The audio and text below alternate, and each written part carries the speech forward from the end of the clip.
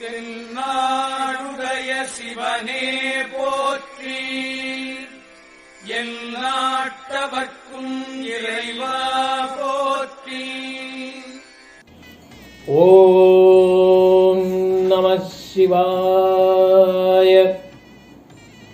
ஐந்து கரத்தனை யானை முகத்தனை இந்தின் நிலம்பிரை போலும் ஏற்றனை நந்தி மகந்தனை யான கொழுந்தினை புந்தியில் வைத்தடி போற்றுகின்றேனே. பூழியர்கோன் வெப்பொழித்த புகழியர்கோன் கடல் போற்றி, ஆழிமிசை கண்மிதப்பில் அடைந்த விரான் அடி போற்றி, வாழி திருநாவலூர் வந்தொண்டர் பதம் போற்றி, ஊழிமலி திருவாத ஊர திருத்தாள் போற்றி. தில்லை சிற்றம்பலத்துள்ளும் என் சிந்தையுள்ளும் வீற்றிருக்கும் எம்பெருமானாகிய சிவபெருமான் அருளாலே கடந்த பதிவிலே 35 வரிகள் வரை நாம் விளக்கம் கண்டோம். இப்போ அடுத்த சில வரிகளை இப்பொழுது காணலாம். கடந்த பதிவிலே உய எண்ணுள்ளத்துள் ஓங்காரமாய் நின்ற மெய்யா விமலா விடைப்பாகா வேதங்கள் ஐயா என ஓங்கி ஆழ்ந்த அகன்ற நுண்ணியனே என்பது வரை கண்டோம்.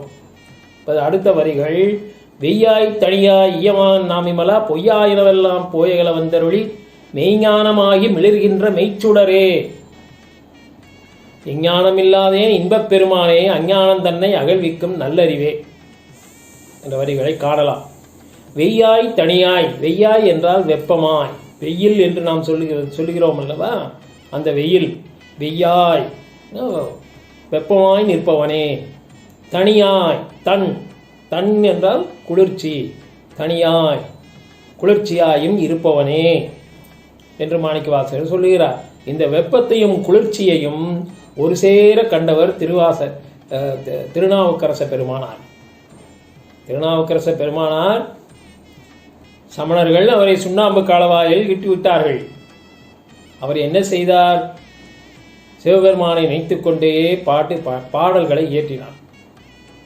மாசில் வீணையும் மாலை மதியமும் வீசு தென்றலும் வீங்கிள வேனிலும் மூசு வண்டரை பொய்கையும் போன்றதே ஈசன் எந்த இணையடி நீளலே என்று பாடத் தொடங்கினார். மாசில் வீணை என்றால் குற்றமில்லாத வீணை, வீணை இசை.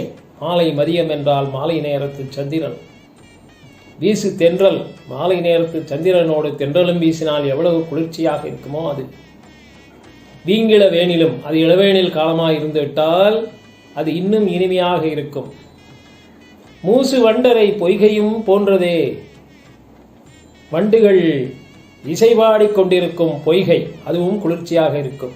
அதுபோன்றுதான் எந்த இணையடி நீளலே, என் ஈசனின் திருவடிகள் அவ்வளவு குளிர்ச்சியானவை என்று வெந்து கொண்டிருக்கும் சுண்ணாம்பு காலவாயிலிருந்து பாடுகிறார்.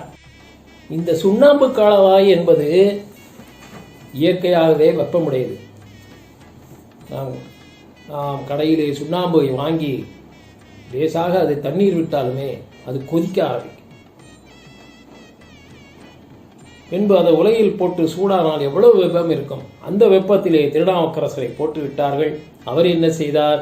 அவர் ஈசனின் திருவடி நிழலை எண்ணி பாடினார். அவ்வளவு குளிர்ச்சியானவை என் ஈசனின் திருவடிகள் என்று பாடல் எடுத்து பாடும்போது அங்கு அந்த சுண்ணாம்பு காலவாயே குளிர்ந்து விட்டது, தணிந்து விட்டது. எனவே வெய்யாய் வெப்பமாய் நிற்பனும் அவனே, தனியாய் குளிர்ச்சியாய் நிற்பவனும் அவனே. வெய்யாய் தனியாய் இயமானன் நாமிமலா. இயமானன் என்றால் இயக்கத்துக்கு காரணமானவன், இயமானவன் இயக்கத்துக்கு காரணமானவன். ஆம், இயமானவன் நாம் விமலா. விமலா என்றால் முன்பு கூறியது போல மும்மலங்களையும் வென்றவன். ஆணவம் கண்மம் மாயை இந்த மலங்களை வென்றவன் விமலன். ஏமானன் நாம் விமலா. பொய்யாயினவெல்லாம் போயகல வந்தருளி. பொய்கள், நாம் வாழ்க்கையில் எவ்வளவு பொய்களை சொல்லுகிறோம், பொய்யாய் வாழ்கிறோம். இந்த பொய்யாயினவெல்லாம் போய் அகல, இவையெல்லாம் சென்றுவிட வந்தருளி, அவர் வந்து அருளுகிறார். பொய்யாயினவெல்லாம் போயகல வந்தருளி மெய்ஞானமாகி மெளிர்கின்ற மெய்ச்சுடரே. மெய்ஞானம்தான் ஒளிரும். மெய்ஞானமாகி மிளிர்கின்ற மெய்ச்சுடரே. மெய்ஞானம் மிளிர்கின்றது. மெய்ச்சுடரே, உண்மையான ஜோதியே, பரஞ்சோதி என்று கவிஞர் சொல்கிறார். பேரொளி என்று சொல்கிறார். இப்படி பல வகையிலே ஜோதி ரூபம், இறைவனை ஜோதி ரூபமாகவே உருவகப்படுத்துகிறார்கள். ராமலிங்க அடிகள் அருட்பெருஞ்சோதி தனிப்பெருங் கருணை, அவர் வழிபாடு முழுவதுமே ஜோதி வழிபாடுதான். எங்கேயமாக பொய்யாயினவெல்லாம் போயகல வந்தருளி மெய்ஞானமாகி மிளிர்கின்ற மெய்ச்சுடரே. எஞ்ஞானம் இல்லாதேன் இன்பப் பெருமானே, எனக்கு எந்த ஞானமும் கிடையாது, ஆனால் எனக்கு இன்பம் தர நீ வருகிறாய். எஞ்ஞானம் இல்லாதேன் இன்பப் பெருமானே, எந்த ஞானமும் எனக்கு கிடையாது, ஆனால் எனக்கு இன்பம் தருவதற்காக நீ வந்துவிட்டாய். அஞ்ஞானம் தன்னை அகழ்விக்கும் நல்லறிவே. அஞ்ஞானம் மெய்ஞானம் வந்துவிட்டால் அஞ்ஞானம் தானாகவே போய்விடும். அஞ்ஞானம் தன்னை அகழ்விக்கும் நல்லறிவே. எதன் மூலமாக நமக்கு அஞ்ஞானத்தை அகழ்விக்கிறார்? நல்ல அறிவை கொடுக்கிறார். நல்லறிவு வந்துவிட்டாலே அஞ்ஞானம் அகன்றுவிடும். விஞ்ஞானம் இல்லாதேன் இன்பப் பெருமானே, விஞ்ஞானம் தன்னை அகழ்விக்கும் நல்லறிவே. ஆக்கம் அளவிறுதியில்லாய் அனைத்துலகும் ஆக்குவாய் காப்பாய் அழிப்பாய் அருள் தருவாய் போக்குவாய் என்னை பூவிற்பாய் நெந்தொழும்பின். ஆக்குவாய் காப்பாய் அழிப்பாய் அருள் தருவாய். இது ஐந்தொழிலை பற்றி குறிக்கிறது. ஐந்தொழில்: ஆக்கல், காத்தல், அழித்தல், அருள் தருதல், போக்குதல். இந்த ஐந்தொழிலும் சிவபெருமானின் தொழிலாக புராணங்கள் கூறுகிறது. ஆக்கம் அளவிறுதி இல்லாய்.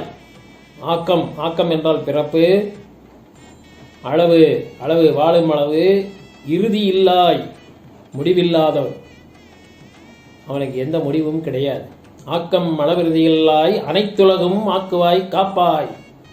அனைத்துலகும், அனைத்து உலகம் என்றால் உலகு, அனைத்து ஏகப்பட்ட உலகங்கள் இருக்கிறது. இந்த ஒரு உலகம் மட்டும் இல்லை, வான்வெளியிலே கேலக்சி, மில்கி வே என்றெல்லாம் சொல்கிறார் அல்லவா, அந்த மில்கி வேயில் பல உலகங்கள், பல சூரியன்கள் இதுபோல் இருக்கிறது. அந்த உலகங்கள் அனைத்தையும் படைத்தவன் சிவபெருமானே. ஆக்கம் அளவில்லாய் அனைத்துலகும் ஆக்குவாய் காப்பாய் அழிப்பாய் அருள் தருவாய் போக்குவாய் என்னை புகுவிப்பாய் நெந்தொழும்பில். ஐந்தொழில்களையும் புரிந்து என்னை புகுவிப்பாய் நின்றொழும்பில். உன்னுடைய திருவடி தொண்டு செய்வதற்காக என்னை புகுவிப்பது நீயே. முன்பு சில வரிகளில் சொன்னாரே, அவனருளாலே அவன்தாள் வணங்கி என்பது போல அவன் திருவடிக்கு தொண்டு செய்ய அவனே வந்து நம்மை புகுவிப்பான். நின்றொழும்பில் நாற்றத்தின் நேரியாய் சேயாய் நனியானே. நாற்றம் என்றால் நறுமணம், நாம் சொல்லும் நாத்தம் அல்ல. மனம் மிகுந்த ஒரு வார்த்தையை மனமில்லாததற்கு சொல்லிக் கொண்டிருக்கிறோம். நாத்தம் அடிக்குது, நாத்தம் அடிக்குது. நாத்தம் அடிப்பது துர்நாற்றம். வெறும் நாற்றம் என்றால் நறுமணம். நாற்றத்தின் நேரியாய், நேரியாய் என அதை விட நேர்த்தியாய், நறுமணத்தை விட நேர்த்தியானவன். சேயாய் நனியானே. சேயாய் என்றால் தூரமாக, நனியாய் என்றால் அருகில் வந்து நண்ணுபவன். உண்மை 4வது வரியில் ஆகமமாகி நின்று அன்னிப்பான் தாழ்வாழ்க. ஆகமத்தின் உட்பொருளாய் இருந்தாலும் கூட நமது அருகே வந்து நிற்பான். புறத்தார்க்கு சேயோன் தன் பூங்கடல்கள் வெல்க. புறத்தார்க்கு சேயோன், அவனை புறந்தள்ளி போனவர்களுக்கு மிகவும் தொலைதூரமாக நிற்பான். அதுபோலவே இங்கு சேயாய், சேயாய் நனியானே, தூரமாகவும் நிற்பவனே, அருகிலும் வருபவனே என்று சொல்லி வருகிறார். நாற்றத்தின் நேரியாய் சேயாய் நனியானே, மாற்ற மனங்களிய நின்ற மறையோனே. மாற்ற மனம், மாற்ற மனம் என்றால் மாறுபட்ட மனம், மாறுகின்ற மனம், மாறும் மனம். இதையே மாற்ற மனம் என்கிறார் மாணிக்கவாசகர். மாற்ற மனம், இந்த மனமானது மாறுபட்ட நிலைகளை எடுக்கக்கூடியது என்பதை மாற்ற மனம் என்று சொல்கிறார். இந்த மனத்தை பற்றி பேசாத கவிஞர்களும் இல்லை, பாடாத புலவர்கள் இல்லை. ஞானியர் முனிவர்கள் எல்லோருமே இந்த மனத்தை பற்றி சொல்லுகிறார்கள். மனம் என்பது என்ன? ஒருவர் சொல்லுகிறார், அகம் பிரம்மாஸ்மி, உன் மனமே பிரம்மம் என்று சொல்லுவார். இந்த மனதில் இருந்துதான் சிந்தனைகள் ஓடிக்கொண்டே இருக்கிறது. இந்த மனம்தான் எல்லாவற்றையுமே உருவாக்குகிறது. நன்மையை உருவாக்குவதும் மனம்தான், தீமையை உருவாக்குவதும் மனம்தான், பொறாமையை உருவாக்குவதும் மனம்தான். இந்த 6 எதிரிகளும் இந்த மனம் என்ற மனத்திலிருந்து தான் தொடங்குகிறது. எனவேதான் மனதை சீர்படுத்துங்கள் என்று சொல்கிறார். ஒரு திரைப்பட கவிஞர் ஒருவர் மனம் ஒரு குரங்கு என்று சொல்லுவார். மனம் ஒரு குரங்கு, அதை தாவவிட்டால் தப்பி ஓடவிட்டால் நம்மை பாவத்தில் தள்ளிவிடும் என்பார். அது மிகச் சரியான வாக்கல்லவா? இது பற்றி ஒரு முனிவரின் கதை ஒன்று சொல்லுகிறேன். முனிவர் ஒருவர் ஒரு குரங்கை வளர்த்து வந்தார். அதை தன் வீட்டு முன் வாசலில் ஒரு கம்பத்தில் கட்டி வைத்திருந்தார். வெளியில் போகும்போது ஒரு குச்சியை எடுத்து 2 அடி அடிப்பார் அந்த குரங்கின் தலையில். திரும்பி குடிசைக்குள் வரும்பொழுதும் 2 தடவை அடிப்பார். அந்த குரங்கும் யோசித்தது, அதை பார்த்து கொண்டிருந்த மற்றொரு மனிதனும் யோசித்தான். இந்த மிகச்சிறந்த முனிவர் இவ்வாறு குரங்கை கட்டி வைத்து தலையில் அடித்துக் கொண்டிருக்கிறாரே என்று அவரிடம் ஒரு நாள் கேட்டே விட்டார். முனிவரே, நான் கேட்கிறேன் என்று தவறாக நினைத்துக் கொள்ளாதீர்கள்.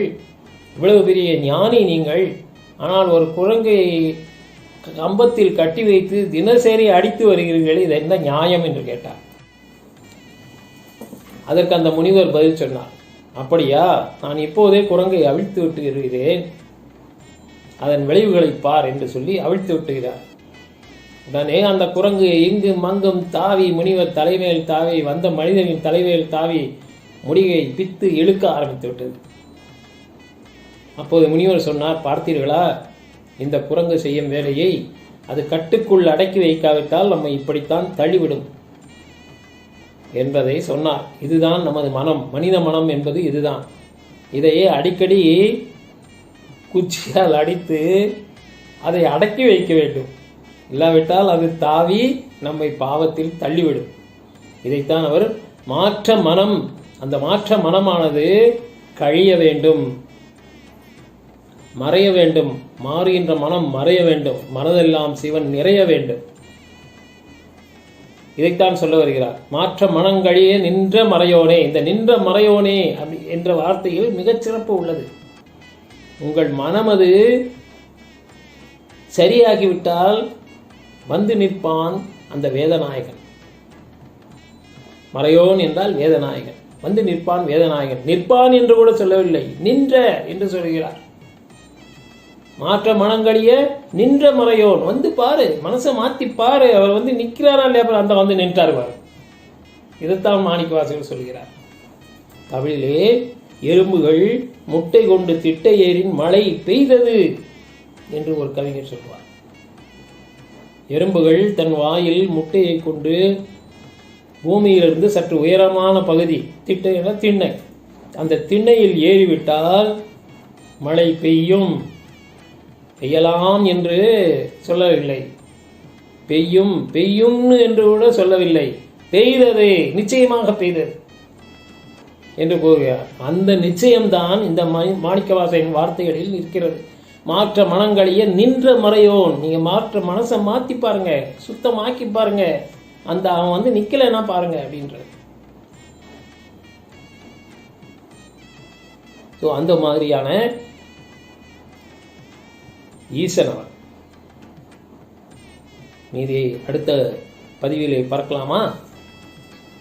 மீண்டும் தொடர்ந்து கேளுங்கள், சப்ஸ்கிரைப் செய்யுங்கள், மகிழுங்கள், மனதை மாற்றுங்கள்.